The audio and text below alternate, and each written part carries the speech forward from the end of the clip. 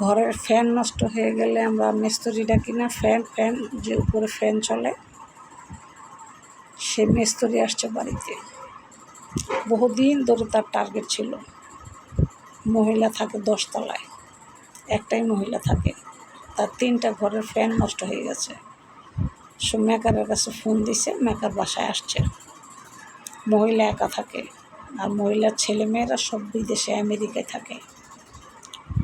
সেই মহিলাকে মাথার ভিতরে আপনার যে আছে না, যে পুতা আমরা যে আদা রসুন বাটি, সে আদা রসুন বাটার পুতা দিয়া মহিলার মাথায় এমন বাড়ি মারছে, স্পটে মহিলা মারা গেছে। ফ্যান ঠিক করতে গিয়ে আইসা মহিলারে মেরা ফেলাইছে। মাইরা লক্ষ টাকা, সোনা দানা যা আছে সব কিছু লুট করে নিয়ে চলে আসছে।